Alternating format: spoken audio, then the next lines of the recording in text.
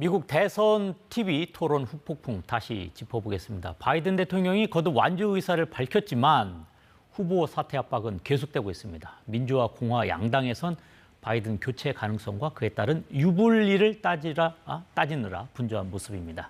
자세한 내용 박현진 해설위원과 알아보겠습니다. 안녕하세요. 지금 이 TV 토론의 후폭풍이 정말 만만치 않습니다. 4년 전에는 지지율이 좀 오르락 내리락 하는 정도였는데 지금 이제 후보에게 사퇴하라 마라 이런 얘기가 나오고 있는데 지금 어떻습니까? 사퇴해라 마라 반복되고 있는데 입장이 좀 정리돼 가고 있나요? 그렇지 않습니다. 앞서 특파원 보도에서도 나왔지만 지난 밤 사이에는 미국 민주당 현역 의원으로는 처음으로 공식적으로 바이든 대통령의 후보 사퇴를 요구하는 목소리까지 나왔거든요. 네.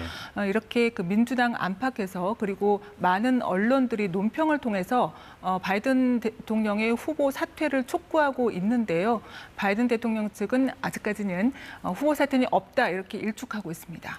이렇도록 엄청나게 후폭풍이 있다는 것은 당시에 TV 토론을 본 미국 국민들이 이런 모습은 좀 아닌 것 같은데라고 하는 실망이 있었을 것 같은데 어떻습니까? 네, 실망이 많이 컸죠. 워낙 고령이라서 예상은 했지만 정말 저런 정도일 줄은 몰랐다라는 반응이었습니다. 네. 목소리는 쉬고 눈에는 힘도 없고 때때로 말도 더듬고요. 또 자꾸 맥락에서 벗어난 얘기도 하고요. 그래서 뉴욕타임스의 칼럼니스트자 바이든 대통령의 오랜 친구인 토머스 프리드먼은 토론을 지켜보면서 가슴이 아파 눈물을 흘렸다라고 할 정도였습니다.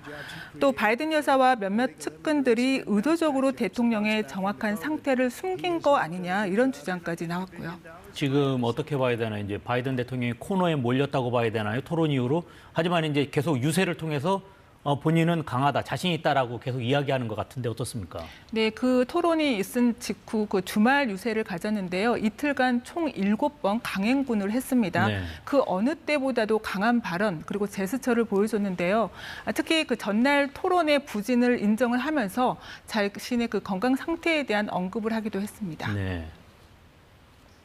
I don't walk as easy as I used to. I don't speak as smoothly as I used to.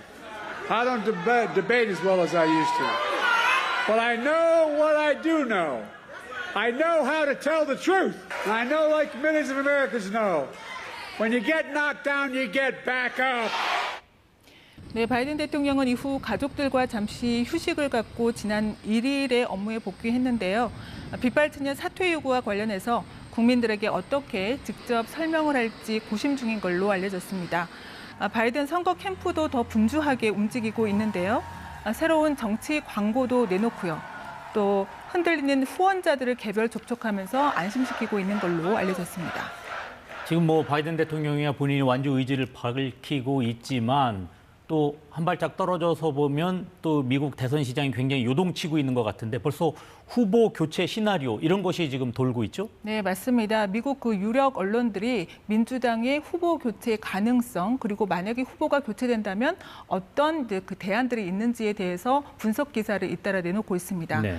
바이든 대통령이 지금까지 민주당 예비 경선을 통해서 대의원의 99%를 확보해둔 상태잖아요. 네.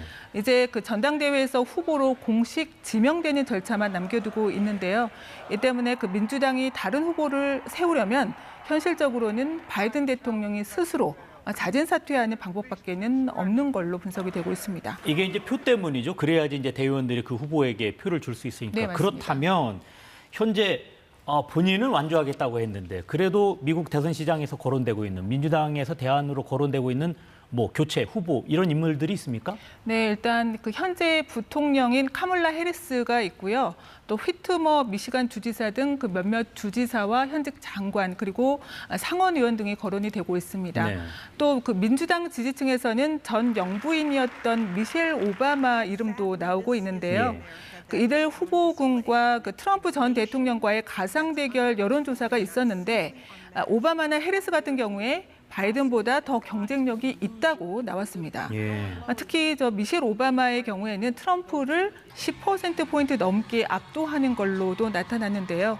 하지만 앞으로의 일정과 검증 과정 등을 고려하면 이 후보 교체가 현실적으로 쉽지는 않다는 게 대체적인 분석입니다. 지금 민주당은 매우 어려운 상황이고 진퇴양난에 빠진 상황인데 반면 지금 트럼프 전 대통령은 조금 여유롭다고 해야 될까요? 지금 본인에게 또 좋은 일이 하나 또 생겼다고 들었습니다. 네, 트럼프에게는 그 TV 토론 말고도 또 하나의 호재가 생겼는데요. 지금 그 2020년 대선 결과 뒤집기를 시도한 혐의로 재판을 받고 있잖아요. 네. 그런데 그 연방 대법원이 이에 대해서 면책 특권을 인정을 하면서요. 사건을 하급심 법원에 넘겼습니다. 그 대통령 재임 중 수행한 공적 행위에 대해서는 퇴임 후에도 법적 처벌을 할 수 없다는 건데요. 그래서 그 11월 대선 전에 이 사건에 대한 판결은 사실상 불가능해졌습니다. 네. 그러니까 트럼프 전 대통령으로서는 또 하나의 짐을 덜게 된 셈이죠. 근데 사실 그렇다고 하더라도 사실 트럼프 전 대통령이 TV 토론에서 굉장히 강한 이미지 또 좋은 이미지를 상대적으로 더 잘 보여줬다고 하더라도 만일 새로운 교체 후보가 나온다면 그것이 꼭 트럼프 대통령에게 유리할까 이런 부분도 생각해 봐야 될 것 같은데 어떻습니까? 네, 그 바이든 대통령이 그 지금 고령 논란으로 위태로운 상황에 놓이긴 했지만요. 트럼프 대통령도 78살이고 네. 그 문제에서 자유롭지 못하거든요. 그래서 그 트럼프 캠프에서도 바이든의 사퇴를 내심 원하지 않는 걸로 보입니다. 그 혹시나 더 젊고 활력적인 후보로 대체가 되면 유리할 게 없다는 판단에서겠죠. 그렇군요. 네, 그래서 앞으로 중요한 건 여론 추이일 텐데요.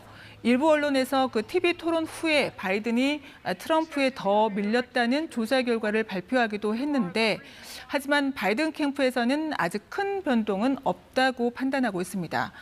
하지만 이 격차가 더 벌어지고 국민들의 사퇴 요구가 훨씬 더 강력해지면 바이든 대통령 고민하지 않을 수 없을 걸로 보입니다. 네, 알겠습니다. 오늘 여기까지 듣겠습니다. 지금까지 박현진 해설위원과 함께했습니다. 고맙습니다.